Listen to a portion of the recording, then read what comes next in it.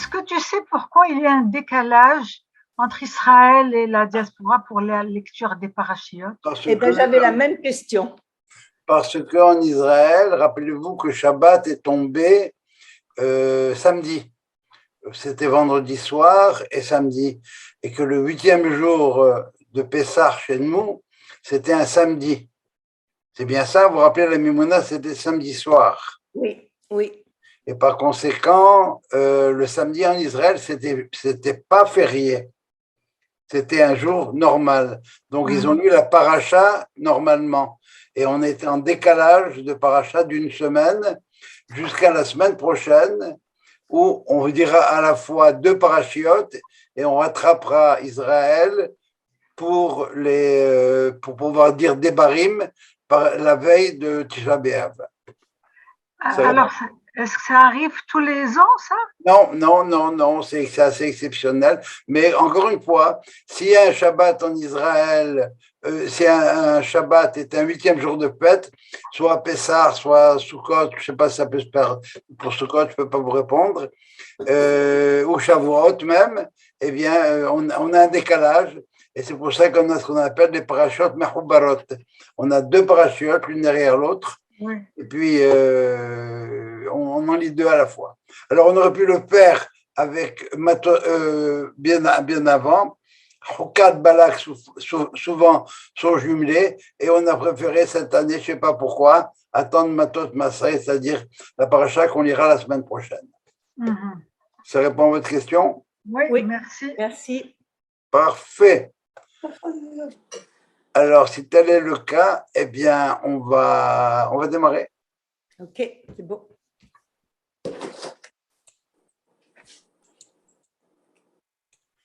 Voilà. Alors, on est à la 40e année. On s'apprête à rentrer en Israël. On est installé à Shittim, l'endroit qui est sur le côté est du Jourdain, face à Jéricho. Et on a déjà conquis les territoires de la Transjordanie. On est dans ce qu'on appellera la période de Athalta d'Igoula, le début de la Géoula. Et on va assister dans notre paracha à plusieurs choses. En gros, dans la paracha Bamidbar, la première paracha du Sefer Bamidbar, qu'on appelle le livre des nombres, on a procédé à un premier recensement parce qu'on veut savoir quelles sont les forces en présence. Et on est arrivé à 603 550. Autrement dit, les 600 000 de base, il y en a eu un peu plus.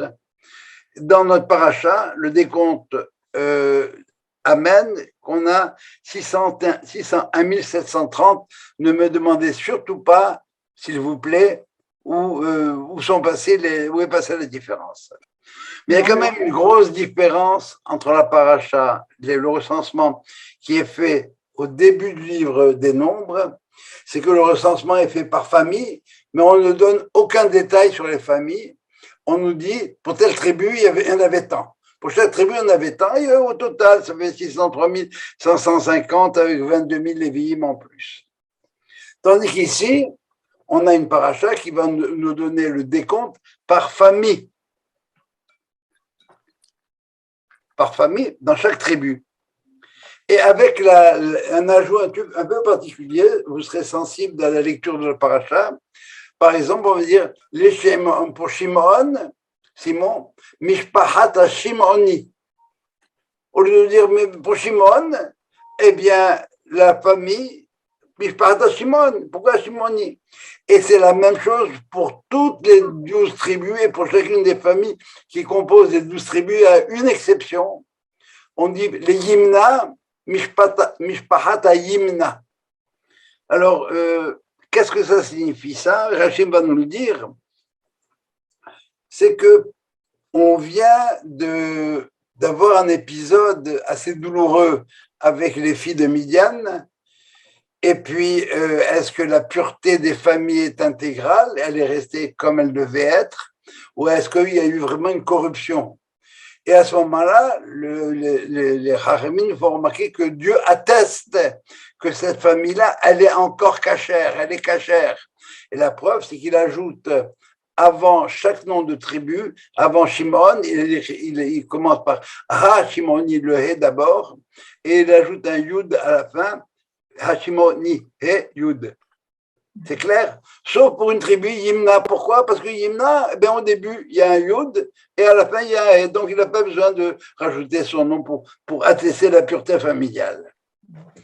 C'est clair cette idée-là? Alors, cette remarque sur la pureté du peuple et sur l'importance de la dimension de Am Israël, la pureté de Am Israël, quand on dit Am Israël Hay, eh bien, elle traverse toute la paracha qu'on va avoir. Avant d'aller plus loin, je voudrais savoir si c'est clair ce que je viens de dire là. Si ce n'est pas clair, je peux répéter, aucun problème. C'est clair? Dieu atteste, il a mis sous le tampon. Répète, merci. C'est clair? Parfait. Non, je t'ai demandé de répéter. Ah, tu veux que je répète, pardon. Oui, alors, merci. si tu regardes en hébreu, hein, pour chacune des familles, pour Shimon, les Mishpahat, les Shimon, pour Shimon, Mishpahat à Shimoni. Pour Shimon, la famille de Shimoni, Ha-Shimoni. Ça veut dire qu'au lieu de dire pour Shimon, on n'a pas besoin de dire, de répéter à chaque fois le nom. Elle n'a pas dit Mishpat à Shimon, deux points, il y en avait tant. Non, le texte ajoute Mishpat ha-Shimoni. Pour les Kalfa, Mishpat ha-Kalfi. Alors, on a un Ha d'abord et un Yud après. Or, He et Yud, ce sont les deux lettres du nom de Dieu, du Yud Ke Vav Ke. C'est plus clair, Joël? Oui, merci. Oui. C'est bon là? Oui. Alors, pourquoi? Parce qu'on vient de traverser un l'épisode des films Midian, qui pourrait nous faire penser que, il y a une corruption avec les filles Midian et autres. Non. Dieu arrive et dit non. Ces gens-là qui vont rentrer en Israël, on compte maintenant les gens à partir de l'âge de 9 ans parce qu'on va devoir faire la conquête d'Israël. Alors Dieu vient et dit alors c'est pas n'importe qui va y aller. Les gens qui vont y aller, les gens les soldats, sont des gens qui font partie d'une famille qui a maintenu sa pureté familiale. Ça va ça? Oui. Je vous donne très rapidement les différentes parties de la paracha. Ça commence par l'épisode de Pinhas. Ensuite, juste après, Dieu dit à Moïse, il faut attaquer Midian. Pourquoi? Parce qu'ils ont essayé de vous corrompre. On va revenir là-dessus tout à l'heure. Ils ont essayé de porter atteinte à la pureté familiale. Après ça, il y a le décompte qui atteste de la pureté des mœurs. Et la Torah, maintenant, vient terminer un triptyque, si vous voulez. Et il y a un troisième volet du triptyque. La terre d'Israël, et la terre d'Israël, on va l'avoir dans la conquête par la suite. Le problème des filles de Sélophrad dans notre paracha va intervenir. On va voir qu'il va y avoir des filles qui vont demander tu répartis la terre parce que Dieu ordonne la répartition de la terre dans notre paracha, eh bien, tu répartis la terre avec les hommes, et nous, notre père, il n'a pas d'enfants. Alors, qu'est-ce qui se passe? On perd tout. On est 5 sœurs, et on n'a pas de frères. Et Moïse ne sait pas quoi répondre, il va se référer à Dieu, qui lui aussi est un peu féministe, et il dit non. S'il y a dans la famille, il y a que des filles, il n'y a pas de fils, les filles hériteront à la place des frères. Tout comme les frères hériteront, eh bien les filles aussi hériteront. On nous annonce par la suite la mort de Moïse, et les filles de Korach se feraient l'objet d'un cours à part, hein. Les filles de Tselophrad. Si on a le temps, on en parlera un peu plus tard. On nous annonce la mort de Moïse, et le peuple devrait se prendre en main, dont Moïse intervient avec vigueur Vous connaissez tous la phrase Vaidaber Hashem le Moshe les morts. Hein?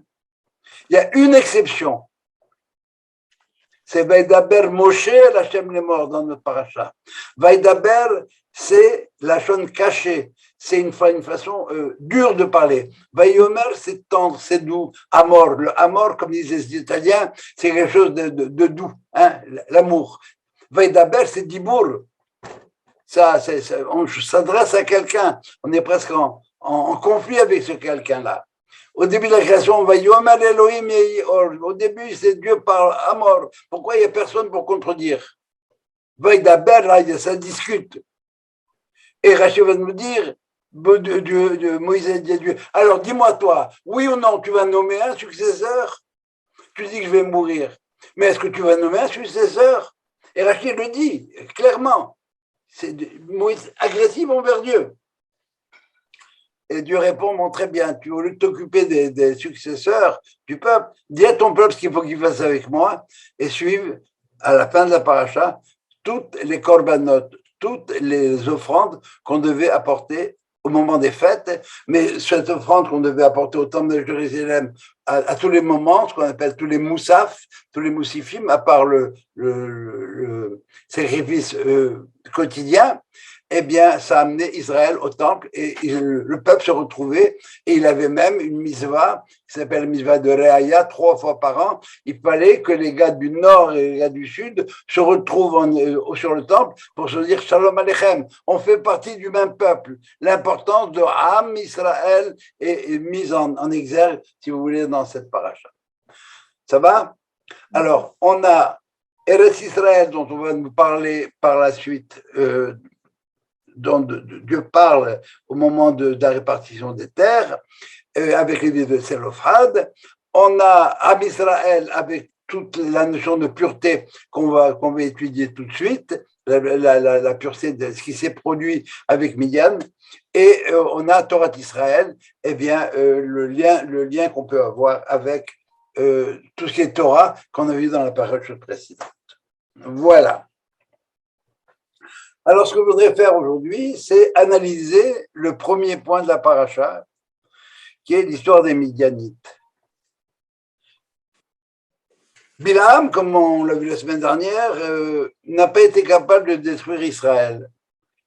Mais avant de partir, il glisse à l'oreille de Balak, le roi de Midian, lui dit, tu sais quoi? Avec Dieu, j'arrive rien à faire. Lui, il me laisse pas faire ce que je veux faire. Mais toi, je vais te donner un conseil. Essaye de détourner le peuple. Et la meilleure manière de détourner le peuple, eh bien, c'est de lui faire des propositions qu'il ne pourra pas refuser. Et effectivement, lorsqu'Israël arrive à Shittim, là-bas, eh bien, il arrive après 40 ans de désert, un peu moins pour certains, et qu'est-ce qu'il trouve? Eh bien, il trouve le souk. Et dans le souk, il y avait des soirées. Il y avait énormément de shopping à faire. Et qu'est-ce qu'il y avait à l'entrée de la boutique? Il y avait une vieille bonne femme. Elle lui dit, tu sais, ce que tu vois ici, c'est pas mal. Mais dedans, c'est beaucoup mieux. Et dedans, c'est beaucoup mieux. Et dedans, quand il allait dedans pour voir beaucoup mieux, il y avait une très, très, très jolie séductrice qui était là et qui lui disait, tu sais quoi, on est de la même famille, on descend tous d'Abraham. Alors, prends un peu de vin, bois un peu. Tu vas voir, ça va être bien. Et puis la séduction commençait. Et lorsque le bonhomme il était pris à la gorge, elle lui disait, moi je ne me donne pas à toi comme ça. Il faut d'abord que tu adores mon Dieu, Baal Péor. Baal Péor, c'est quoi? Il dit, moi, adorer une idole, pas du tout. Il dit, non, qu'est-ce que ça veut dire adorer une idole? Pas du tout. Simplement, tu enlèves ton pantalon et tu fais tes besoins devant, c'est tout, rien de plus. Alors là, vraiment, bon, ben, après tout, si c'est simplement de changer d'endroit pour la toilette, pourquoi pas? Et c'est là que ça se passe. Alors, ce qu'on va faire, on va reprendre les versets et vous allez voir qu'il y a plein de choses qui vont nous étonner.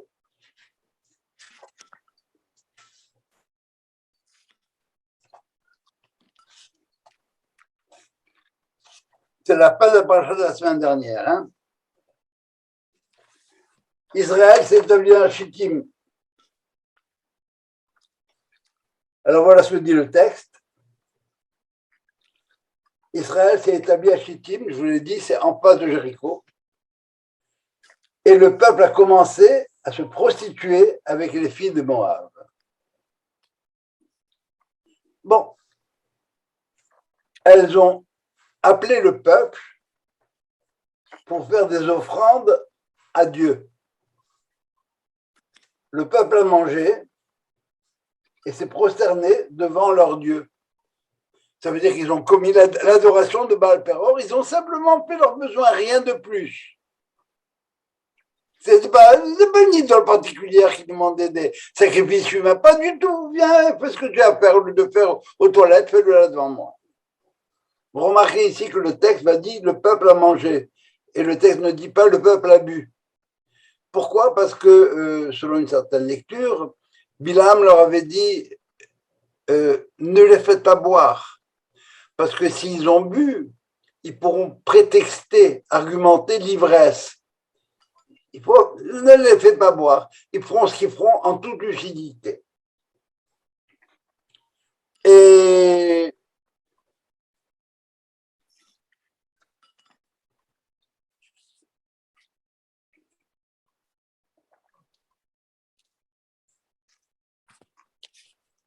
Israël a servi, s'est prostitué devant Baal Péror. Et Dieu s'est énervé. Bon, très bien. Alors à ce moment-là, on parle du Ham. Jusque-là, on parle du Ham. Jusqu'au verset 2, pardon. Et par la suite, c'était pas justement le Ham, c'est pas juste les gens très moyens, c'est maintenant ça devient Israël. Il y a eu contamination. Une occasion pareille, eh bien, il y en a qui se sont dit que ça ne se rate pas. Et Dieu, à ce moment-là, s'est énervé contre Israël. Il a dit à Moïse, prends tous les chefs de tribus et prends-les, afin que ma colère, se calme. Moïse a dit à tous les juifs d'Israël de tuer tous les jeunes qui se sont prosternés devant Baal Péor, et on ne sait pas ce qui s'est produit.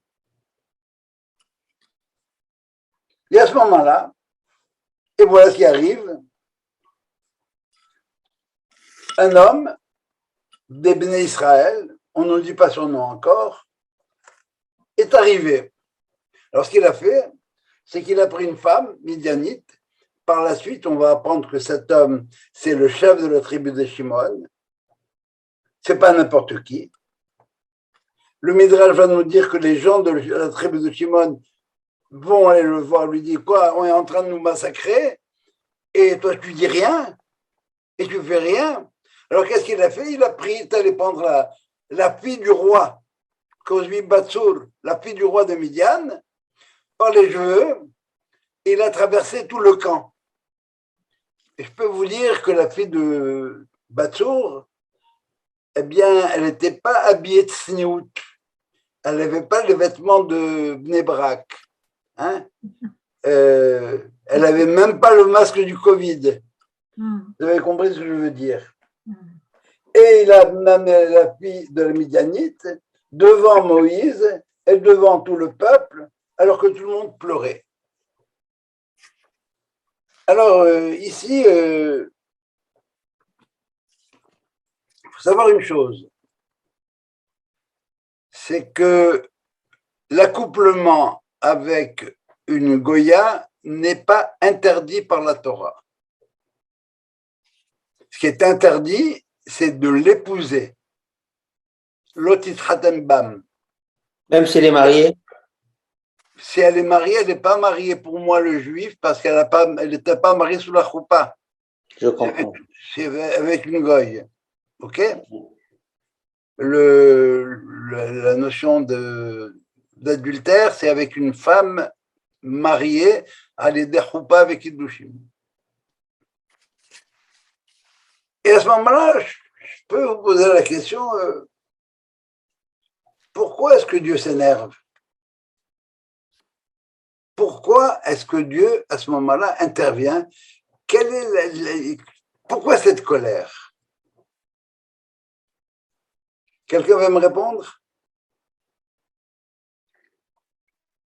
Ben, probablement à cause du fait que il y a eu une débauche dans le peuple. La débauche du peuple l'a énervé. Mais c'est parce qu'il y a ce qui est écrit en clair. C'est parce que Israël s'est prosterné devant Baal Péor à cause de l'idolâtrie. Oui. Mais cette idolâtrie, elle était motivée par quoi? Par le désir d'aller avec les filles de Midian. Oui. Autrement dit, la Gemara va nous dire clairement, tu t'associes pas avec eux parce que ça commence par leur fille et ça finit par l'idolâtrie. L'interdiction de se marier avec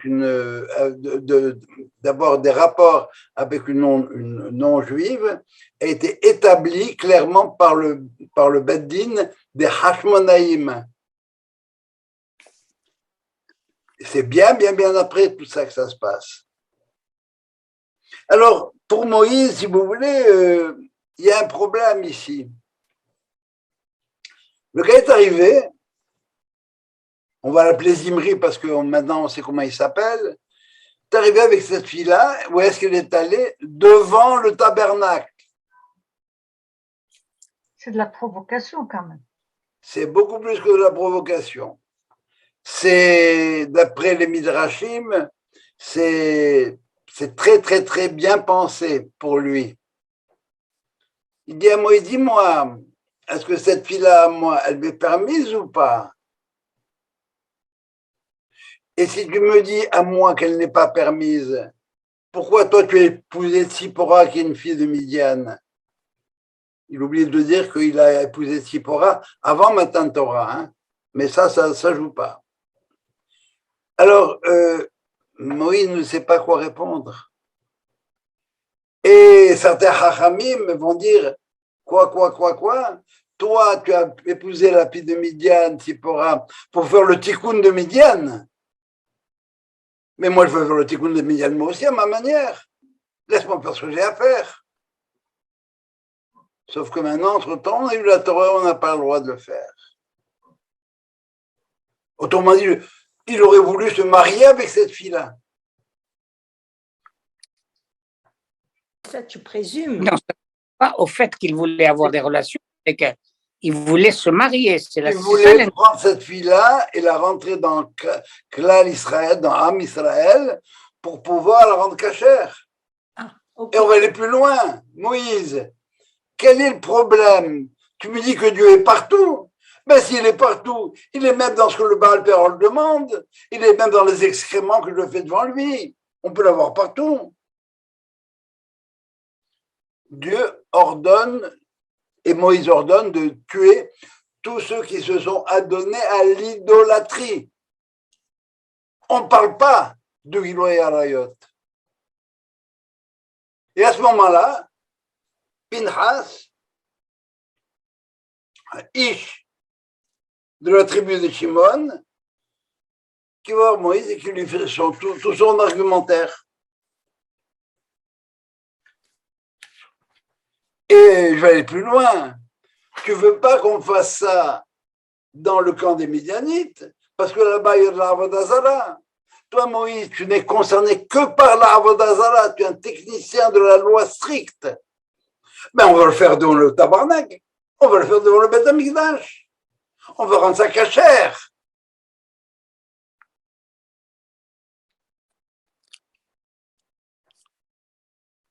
Et tout le monde pleure. Parce que Moïse ne sait pas quoi répondre.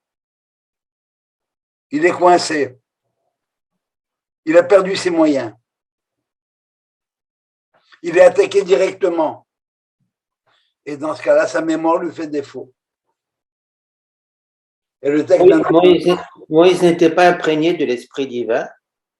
Bien sûr, absolument, sauf que alors, ça reste pourquoi il aurait peur? parce que ça reste quand même, parce que ça reste un homme pareil. Moïse est appelé Ish Elohim. Il est Ish de la ceinture en bas et Elohim de la ceinture vers le haut. Alors effectivement, il a tout ça, mais comme tout le monde, Moïse s'énerve, il a frappé le rocher de lui parler, etc. Ça reste un être humain, très, très humain. Et maintenant, le texte va nous dire maintenant, Vayar Pinhas. Et voici Pinhas, il a vu. Lui qui est fils de Elazar, qui est le fils de Aaron Cohen, Vayakom mitoch ha'eda. Il s'est levé dedans de l'assemblée, dedans du peuple. Vaikach romach beyado. Il a pris une lance dans sa main. Et remarquez que le mot romach, c'est les mêmes valeurs que remach, c'est-à-dire les 248 mitzvot positives. Le Midrash est très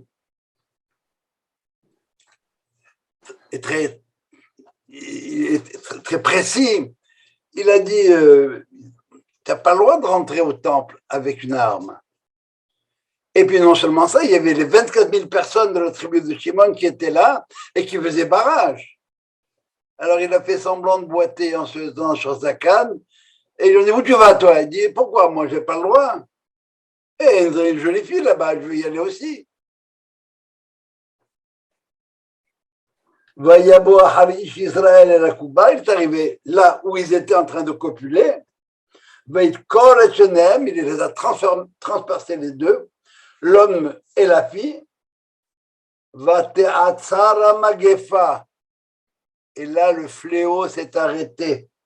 Me'al Bene Israël. Le fléau qui touchait tous les Bene Israël s'arrête, soudain. Et on termine en disant qu'il y a quand même eu 24 000 morts dans cette affaire-là. Est-ce que les 24 000 morts étaient de la famille de Shimron? Pas seulement. C'était tous les gens qui avaient embarqué. Il n'y a pas que écrit que les Shimonites, c'est les Béné Israël qui se sont adonnés à la prostitution et à l'idolâtrie. Ok, merci. Mais sûrement que dans la famille de Shimon, il y en avait beaucoup. Qu'est-ce qu'on apprend ici maintenant? Que l'origine du fléau, c'était quoi? C'était l'idolâtrie ou la prostitution? Le fléau s'arrête lorsque Pinhas met un terme à l'acte de prostitution en tuant, littéralement en tuant les protagonistes. Et Zimri, de la tribu de Shimon, et Cosbi Batsou ne peuvent pas faire ça. Voilà comment se termine la paracha de la semaine dernière.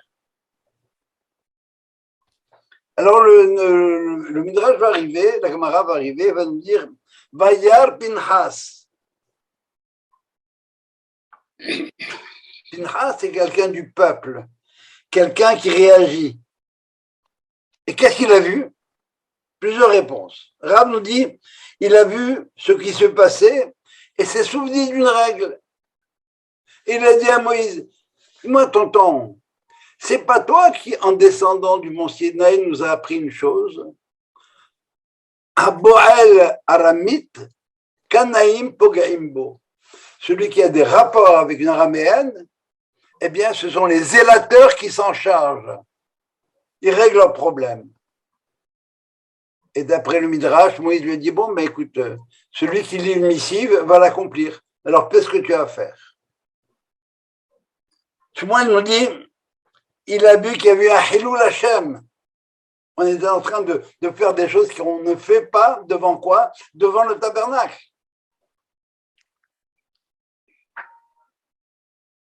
Alors il dit, quand il y a Hilul Hashem, on oublie, on ne réfléchit pas, on oublie le respect du Horav. Il n'y a plus de politique correcte ou pas. Fais ce que tu as à faire. Et ne discute pas, ne va pas changer de midi à 14 heures. Et Rabbi Tzren nous dit, il a vu que le peuple était en train de mourir. Autrement dit, Pinhas, dans ce cas-là, il y a plus de cérémonial, plus de politique correcte, il n'y a plus rien de tout ça. Le peuple est en train de mourir. mon peuple à moi, Pinhas, est en train de se faire massacrer. Il faut arrêter ça. Moïse, c'est l'homme de la loi. La loi stricte, eh bien, il a le droit. Formellement, il a le droit. Ça sent mauvais, mais il a le droit. Donc, il ne peut pas tellement réagir, d'autant plus que lui-même est concerné par le problème. Pourquoi? Parce que Moïse est un technicien de la halakha. Il n'a pas d'argument contre la débauche. Même s'il a appris à un moment donné, mais là, il a oublié. Selon Zimri, on peut être ce qu'on appelle Naval Birshut Torah. On peut être complètement dégradé avec la permission de la Torah. Est-ce que vous croyez que c'est permis de se saouler, de faire une orgie de bouffe et de boisson? C'est pas permis. Tu as le droit de boire, mais il y a des limites. Et ce que va nous dire Nachmanide, c'est quoi la Kedusha? C'est Kadesh Atzmecha Bema Shemutar Lach. Tu vas te sanctifier même dans les choses permises. Tu peux manger, mais ne bouffe pas. Tu peux boire, ne te pacte pas.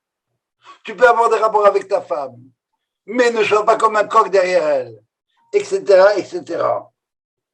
Moïse, quelque part, et c'est pas interdit, c'est pas interdit. Alors pourquoi je le ferai pas? Eh bien, parce que ça ne se fait pas. Moïse, maintenant, est à peu près dans la même situation qu'était Jacob. Vous vous rappelez de l'épisode de Shrem? Shimon et Lévi, les deux mêmes protagonistes aujourd'hui. Hein. Pinchas fait partie de la tribu de Lévi, et Shimon, c'est le Shimon qu'on a vu dans Shrem. Ils ont massacré Shrem. Massacré. Qu'est-ce qu'il dit Yaakov? À cause du viol? C'était à cause du viol? Oui, de Dina, oui, absolument. Ils disent, ils étaient prêts, ils se sont circoncis, ils étaient prêts à faire plein de sacrifices, etc. Et vous arrivez, vous les massacrez comme ça? Que répondent les frères? Ça ne se fait pas. Achzona ya'aseh la'achotenu. Est-ce qu'on traiterait notre sœur comme une prostituée?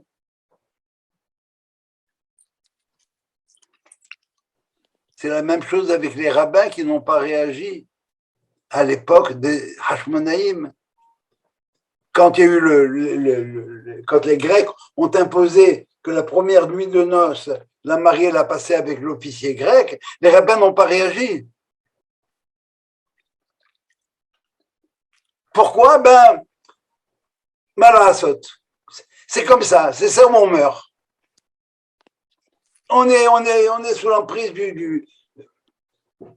on est sous l'emprise des Grecs. Alors bon, on va serrer les dents. C'était le droit de cuissage? Absolument, c'est comme ça que ça s'appelle. Et c'est une femme encore qui n'était pas rabbine et qui est arrivée et qui a mis un terme à la chose pendant un grand festin. Elle a dit au rabbin, vous rigolez, n'est-ce pas? Mais c'est moi ce soir qui ne veux pas être avec mon mari. Et c'est ça, et c'est là que ça part. Il y a d'un côté la Torah du Rav. Le Rav, il connaît la halakha.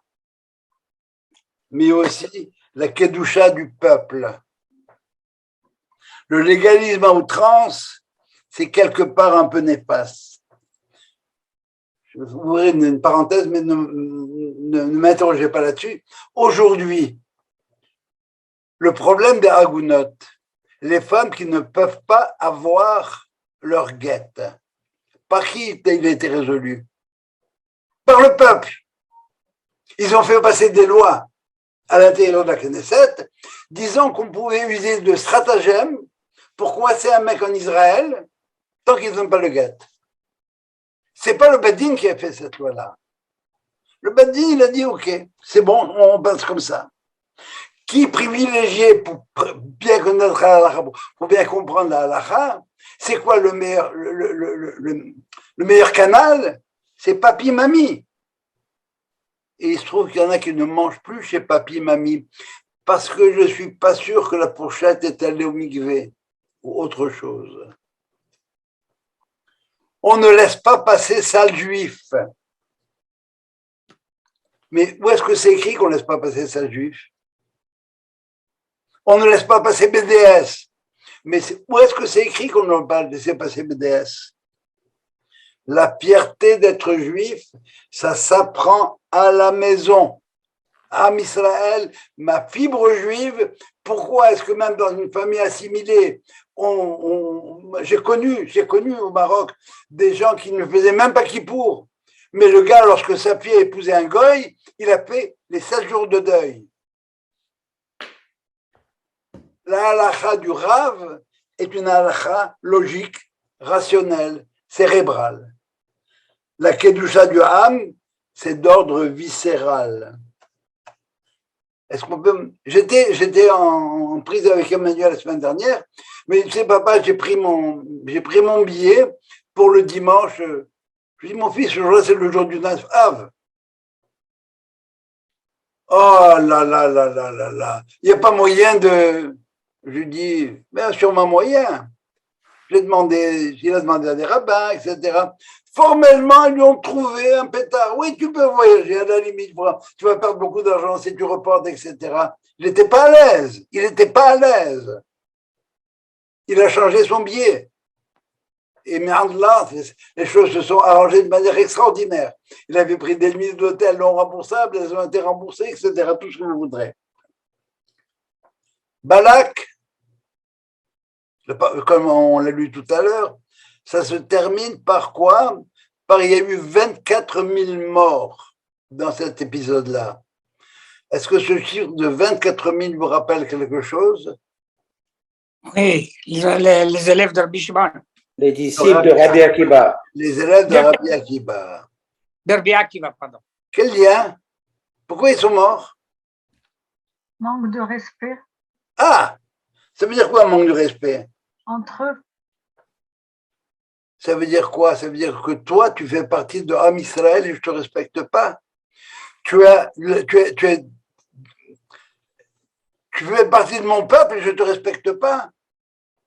Regardez déjà la sympathie qu'on a pour des gens qui ont été à la même école que nous. On fait partie de la promotion 14. Je suis un ancien de Polytechnique.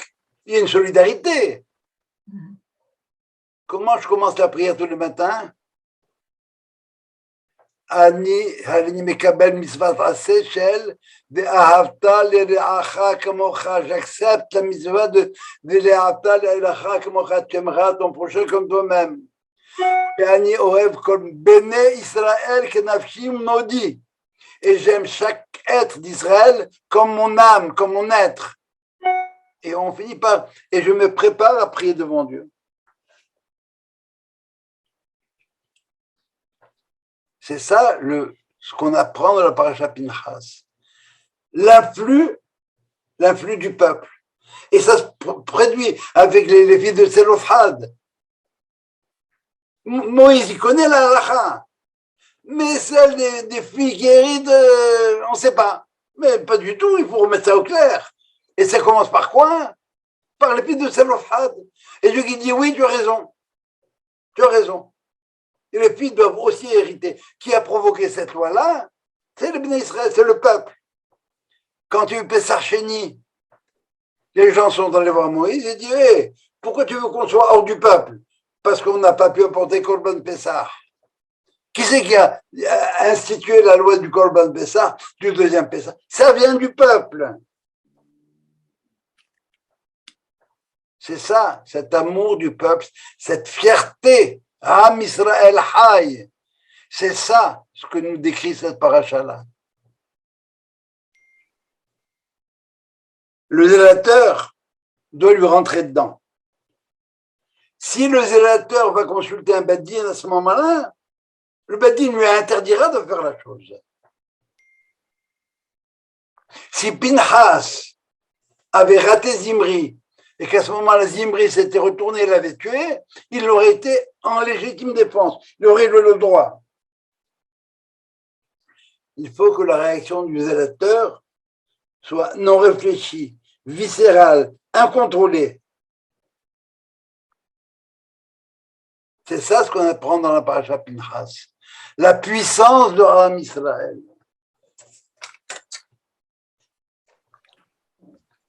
Alors maintenant, on a terminé la paracha précédente et on va voir quel problème, cette histoire du zélateur va soulever. Vous vous rappelez ce que j'ai lu au début? Vayal, comme Shmitorah Eda, Vayal Pinchas, Ben El-Hazar, Ben Aaron Cohen. Et la paracha commence par quoi? Vaydaber Hashem El Moshe. Le Dieu dit à Moïse, Pinchas ben El-Hazar ben Aaron Cohen. Hey, ça bégaye ou quoi? Il y a 5 versets où on a dit que Pinchas était fils de El-Hazar ben Aaron Cohen. Qu'est-ce qui se passe ici? Et Rashi va nous dire, en citant le Talmud, parce que les tribus, les autres tribus, eh bien, se moquaient de lui. Qu'est-ce qu'elle disait? Vous avez vu ce fils de Pouti? Pouti, c'est un des noms de Jéthro. Petit-fils de celui qui engraissait les animaux pour les amener à l'abattoir. Vous avez vu ce mec-là, qu'est-ce qu'il a fait? Il a tué un prince d'Israël. Il y a un problème ici. Grâce à moi, Pinchas, le fléau s'est arrêté. Vous devriez être reconnaissant, dites-moi merci, au moins. Non, on dénigre Pinchas. Bon, une des motivations, si vous voulez, derrière, c'est que moi, j'ai rien fait. J'ai rien pu faire. Mais toi, pourquoi tu l'as fait? Pourquoi tu l'as fait? Eh bien, parce que tu es un coléreux, un vicieux, comme celui qui engraisse l'animal. Je suis ton copain, mais après ça, je te tue.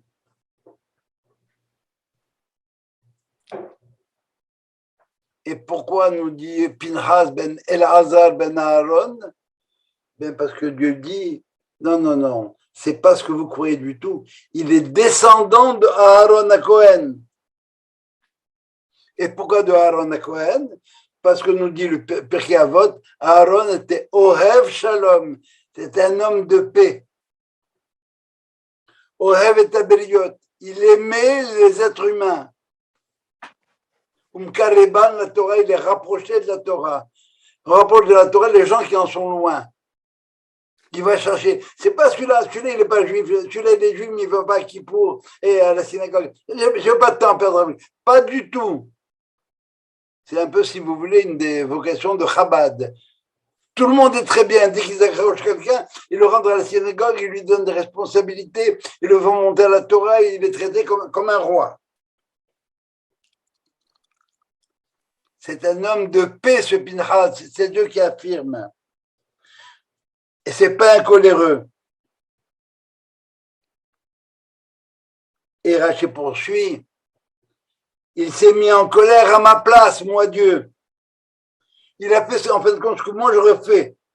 Le mot kin'a, jalousie, signifie être passionnément enflammé pour venger une cause. Et Rachi donne un mot en français, il dit l'emportement. Et grâce à lui, je n'ai pas détruit le peuple. J'atteste que c'est un homme de paix. Et c'est pour ça que je lui exprime ma reconnaissance et Beliti Shalom, en lui donnant mon alliance de paix. Une paix non seulement pour lui, mais ses descendants. Jusque-là, Pinchas était Cohen, mais il ne pouvait pas être Cohen au même titre que les enfants d'Aaron. À partir de maintenant, il rentre dans la Keuna et ses enfants ont aussi le droit d'être Kohanim eux aussi. Et pourquoi ce cadeau-là? Ben parce que Dafka, le rôle du Kohen, c'est d'apporter la kapara. C'est de faire en sorte que la faute que les gens ont faite, eh bien, elle soit quelque part rédimée d'une manière ou d'une autre.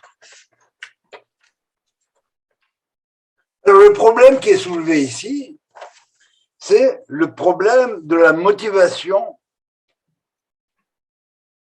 et le problème du doute quant à la motivation des zélateurs.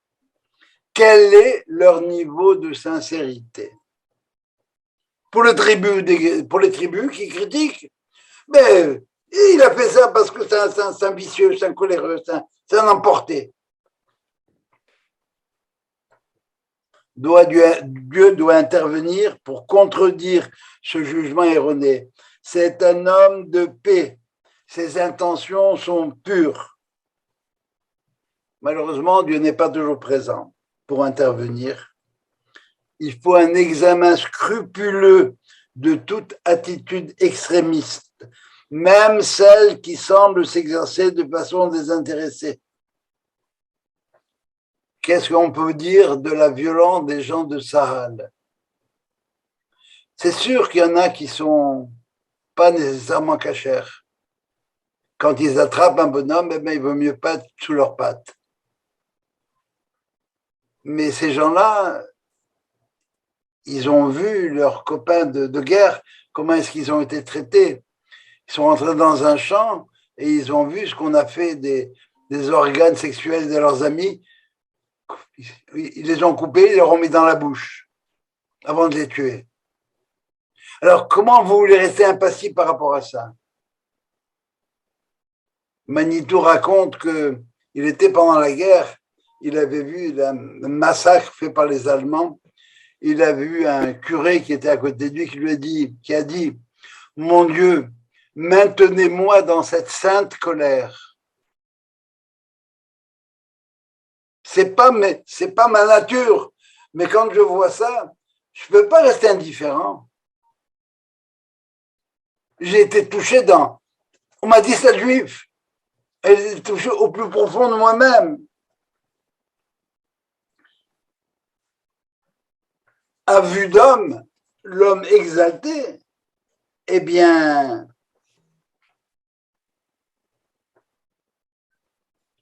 c'est suspect. Même s'il règle des problèmes. C'est pour ça que quand vous regarderez la Torah, vous verrez que et beliti shalom, le vav du mot shalom, c'est une exception dans la Torah, il est coupé en deux. Il n'est pas intègre, il n'est pas intégral. Les hommes ont toujours des doutes. C'est pas vraiment une paix. Il y en a qui vont apprécier ce que Tsahal fait, et il y en a qui vont douter de ce que Tsahal fait. Ils vont le critiquer. Peu importe le résultat. Bien sûr, Tsahal maintient Israël en vie. Mais est-ce que vraiment c'est cachère? Pour certains, oui, c'est recommandable. Pour d'autres, ils n'en font pas assez. Et pour d'autres, ils ne devraient jamais faire ce qu'ils font. On critique Tsahal. Et lorsqu'il y a un doute, eh bien, une incompréhension dans la Torah, qu'est-ce qu'on dit? On pose des problèmes. Il y a un problème, on accumule les objections et on arrive à une impasse. On ne sait plus. Que dit le Talmud? Il dit Tekou. Tekou, c'est les initiales de Tishbi, le prophète, Eliyahu Tishbi. Il va répondre à toutes ces questions-là à la fin des temps.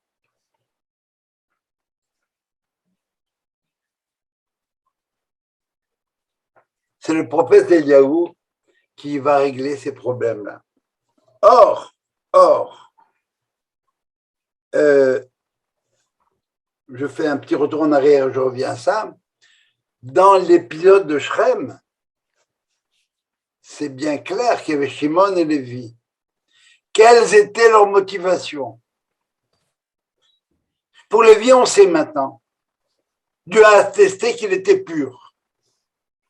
Mais Shimon, il y a un doute qui subsiste, à tel point que dans les Belachot que Moïse donne à Israël à la fin du livre de la Torah, il n'y a pas la tribu de Shimon.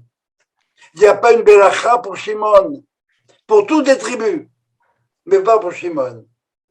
Il est rappelé, Yehuda Amar, Shema Hashem Kol Yehuda. Les rabbins peuvent remarquer qu'il a été quelque part associé à Judas, parce que Judas peut le canaliser. Judas, c'est la tribu royale.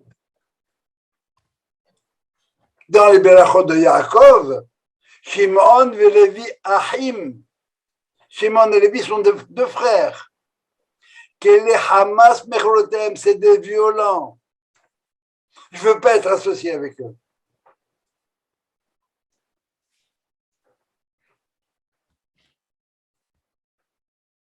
Chaque samedi soir, eh bien, qu'est-ce qu'on chante?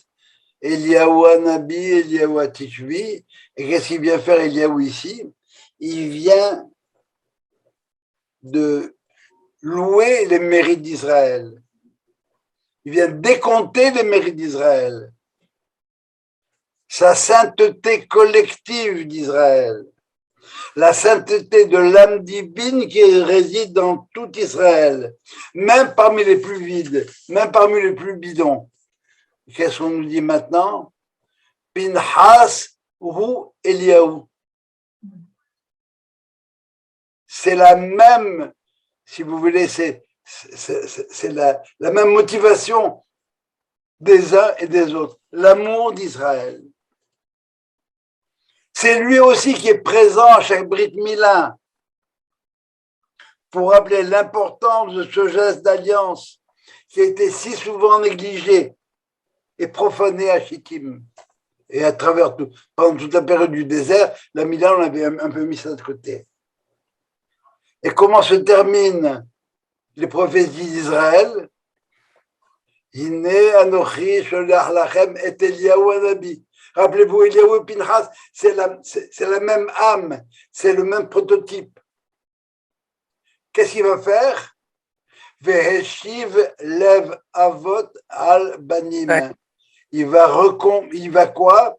Il va réconcilier à la fin des temps, les quoi? Il va réconcilier les générations. Pourquoi? Parce qu'il connaît la vérité de la valeur particulière de chaque génération, même si elle nous apparaît pourrie à nous. Celle des pères, l'adhésion dans la Torah ou la non-adhésion, et à la sainteté. Et celle des fils, et ça c'est le Rav Aviner qui le dit comme ça c'est très Torah d'Israël aujourd'hui. Celle des fils qui, même s'ils n'ont pas complètement respecté la Torah, même s'ils l'ont rejeté complètement, eh bien, se distinguent par l'attachement national à la construction de la terre d'Israël et à l'idéal de la connaissance de justice. Il n'y a qu'un homme qui est épris de justice et de valeur qui peut faire la paix. Autrement, c'est pas une paix. Autrement, c'est un armistice, un truc entre deux guerres. Mais si vraiment tu crois vraiment fortement à ce que tu es, aux valeurs auxquelles tu tiens, il n'y a que celui-là qui, en fin de compte, peut arriver à la paix parce que ce qu'il donne, ce qu'il décrit, c'est la vérité. La vérité et pas un mini compromis, un jour comme ça, un jour comme ça. Non, non. Pinchas, c'est quelqu'un qui est absolu. Si vous avez le temps, vous lirez une Haftara qu'on ne lit quasiment jamais parce que ça tombe dans les 3 semaines. Lisez la Haftara qu'on lit au moment qui est associée à la Parasha Pinchas. C'est l'histoire de Eliyahu, Élie, avec les prophètes du Baal. Il les a massacrés. Pourquoi? Parce qu'il a dit au peuple, arrêtez de clocher entre deux bancs. Branchez-vous. Et dans le dialogue qui est dans cette Haftara-là, Eliyahu dit voilà ce qu'ils ont fait, voilà ce qu'ils t'ont fait à toi, etc. Et à moi, ils veulent me tuer. Il dit attends un petit peu là, c'est de mon honneur à moi ou de ton honneur à toi que tu parles? Et ça se reproduit à 3 reprises. Il y a eu ce qu'on appelle en hébreu une négira, je fais partie de l'équation. Quand je me venge, Pinchas, lui, il a pas réfléchi. C'est automatique. Ça juif, le coup de poing, il est parti. Il n'a pas réfléchi. C'est viscéral. C'est comme ça. Mais il faut que ce soit authentiquement viscéral. Et après ça, lorsque Élie a fait tout ce qu'il a fait, Dieu lui a dit, tu sais quoi, viens ici, tu vas oindre quelqu'un d'autre, etc. Lisez cette Haftarah, elle met clairement en relief comment est-ce que l'individu, même s'il pose des gestes extraordinaires, risque, je dis bien risque, d'être partie prenante dans ces actions-là qu'il pose. Et il faut que Dieu intervienne, il dit non. Pinhas, il descend de Aharon. Et c'était sa seule motivation. Et c'est un homme de paix. Et je lui donne mon certificat, homme de paix. Va chercher la paix. Et tu en es capable. Voilà ce que je vais vous raconter ce soir. J'espère que c'est assez clair. Si vous avez des questions, n'hésitez pas. C'est pas la première fois que Pinchas utilise la flèche et transperce des gens. Est-ce qu'il était, comment dirais-je, la main divine ou c'était la main de Dieu ou... Je ne sais pas à quoi tu fais référence quand tu dis que ce n'est pas la première fois. Je pense qu'à un moment donné, il a aussi transpercé deux personnes. Dans la Torah, moi, je vois pas à quoi tu fais allusion. Si tu trouves les références, tu me les montres. Il me semblait l'avoir entendu. Okay. Moi, ça ne me dit rien. Okay. Oui, Sylvia. Cette histoire d'Eliyahu Hanavi, on dit qu'à la fin des temps, c'est lui qui viendra pour annoncer le Messie. C'est pas lui-même le Messie? Non. Je comprends pas comment ça se passe. C'est écrit comme ça, Lifne boyom Hashem agadol hanora. C'est ça. Il va d'abord, Pinchas, il va d'abord annoncer la venue du Mashiach. Et de quel Mashiach? Mashiach ben Yosef, pas Mashiach ben David. Et pourquoi ben Yosef? Parce que Yosef, c'est celui qui était attaché au peuple. La gematria de Yosef, c'est Tzion. Il était en pleine Égypte pourrie et il est resté intégralement juste, sadique. Alors qu'il avait toutes les bonnes raisons du monde d'utiliser sa couronne pour faire ce qu'il avait eu envie de faire. Et au moment suprême, il était capable de se rappeler qu'il était le fils de Jacob. Donc, c'est encore une fois l'apport du peuple. Le Mashiach ben Yosef, c'est ce qu'on appelle dans le Zohar, Itaduta diltata, c'est le réveil qui vient d'en bas. Il faut que l'homme se réveille d'abord. Réveille-toi, Moïse commence à remonter la montagne, et à ce moment-là, Dieu l'appelle. Donc, et c'est le même thème, encore une fois. On est en plein dedans ici. Oui. Et encore une fois, tous les samedis soirs, on a fini Shabbat. Alors, tu vois, ces juifs, ils font Shabbat. Qui est-ce qui dit ça? Ben, c'est Pinchas. Pourquoi? Bien parce qu'il y a des juifs qui, effectivement, il y en a qui n'ont pas fait Shabbat. Et ils ont fumé un gros cigare et à Kippour, ils ont mangé jambon beurre. C'est pas grave. Il y en a des comme ça. Ils ont d'autres qualités.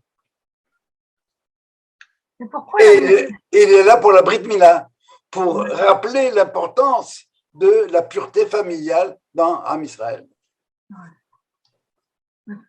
Mais pourquoi, avec cette idée de Messie, pourquoi est-ce qu'il y a la nécessité de ces deux Messies, Ben Yosef Parce qu'il y a deux problèmes qu'on a à résoudre au départ. C'est le problème de Caïn et Abel, le frère qui tue sempiternellement le frère. Et ensuite, on a un problème de leur relation verticale, relation avec Dieu. Je peux très bien aimer les hommes. Il y a des hommes, Sœur Teresa, bon, il y a des gens qui font énormément de bien aux hommes. Seulement, ça se limite à leur génération, à ce qu'ils ont. Et ça ne s'inscrit pas dans un programme qui est le programme de Dieu. Et le programme de Dieu, c'est de faire en sorte qu'il y ait suffisamment d'amour entre les hommes pour permettre pour permettre, comme vous voyez, ma femme est arrivée. Chérie, tu es très visible sur le. Tu es très, très visible sur le. Elle cherche quelque chose, voilà. Alors, elle va le trouver. Ça va, ça? Alors, le Mashiach Ben Yosef, c'est encore une fois le Mashiach qui va résoudre les problèmes internes. Tu aimeras ton prochain, tu aimeras l'autre comme toi-même, l'autre avec un A minuscule, pour finalement accepter. Accepter l'autre, c'est accepter quelqu'un d'autre. Alors là, c'est mon voisin. Mais accepter quelque chose, je vais un peu plus analyser. Accepter l'autre, c'est apprendre à me mettre à moi quelque part entre parenthèses. Et c'est seulement à ce moment-là, si j'accepte qu'il y a autre chose, que je peux quelque part avoir accès à ce qui se passe avec le monde d'en haut.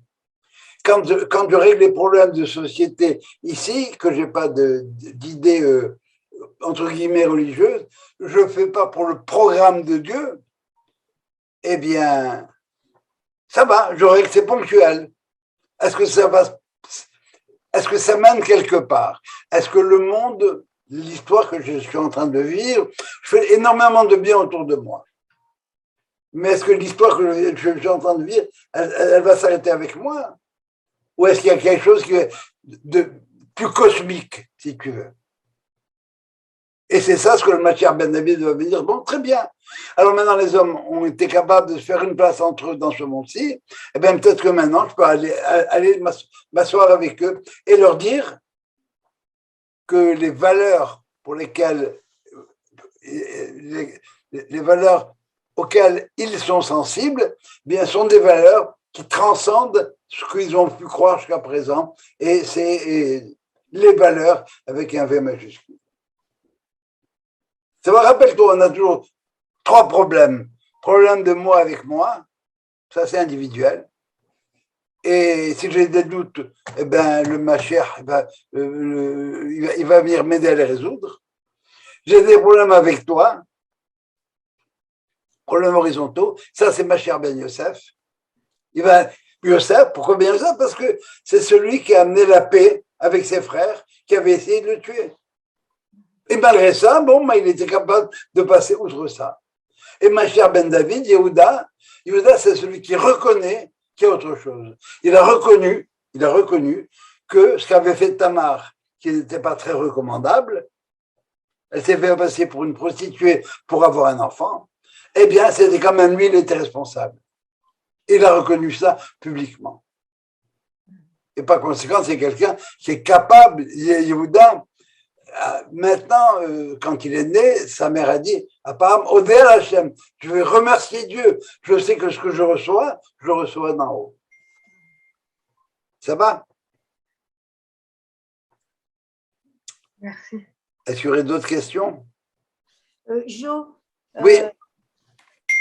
j'ai dû manquer un bout dans juste ce que tu viens de dire maintenant. Tu as parlé du moi et moi, donc la première relation, le moi et toi et le Mashiach Ben Yosef, et après, c'est le Mashiach Ben David, mais le moi et moi, il se rattache à qui alors? De moi et moi. Oui. Moi, Jo, à moi, Jo. Comment j'aurais mes problèmes de moi avec moi. Ok. Et ça, c'est une des 3 ototes, une des 3 signes qu'on a. On a 3 signes, on avait étudié ça, qui s'appelle Hot, une mitzvah particulière. C'est la circoncision, le meurtre et l'idolâtrie. Oui, je me rappelle. Et la circoncision, c'est mes rapports de moi avec moi. Comment si tu veux, ce qu'on vient de dire, ce qu'on vient d'analyser au niveau du peuple, le respect du peuple, l'amour du peuple, la fierté d'appartenir au peuple, eh bien, c'est mon intégrité à moi. Je le transpose sur moi. Comment est-ce que moi, je fonctionne avec moi-même? Est-ce que quand je fais tel geste, est-ce que demain matin, je pourrais me regarder dans le miroir? Et c'est exacerbé au niveau des pulsions sexuelles qui, bon, on le sait aujourd'hui, sont un viatique particulier. Voilà. C'est beau. D'autres questions? Bon, eh bien, sinon, Shabbat Shalom. Prenez le temps, si vous avez des livres de Haftarot, de lire la Haftara qu'on lit normalement à Pinchas. C'est dans l'histoire de... Il faut la regarder, ça vaut la peine. Mais c'est laquelle? Je pourrais te le dire. Une seconde, je vais te le dire.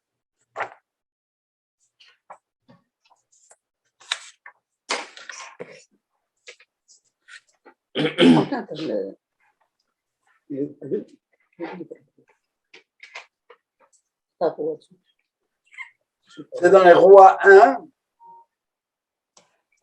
Oui. Donc, le premier roi du livre des Rois, et chapitres 18 et 19. On ne les lira pas cette semaine parce qu'on est dans les 3 semaines, mais Roi 1, chapitres 18 et 19. Merci. Merci. Voilà. Shabbat Shalom. Shabbat Shalom, merci Et à la infiniment. semaine prochaine.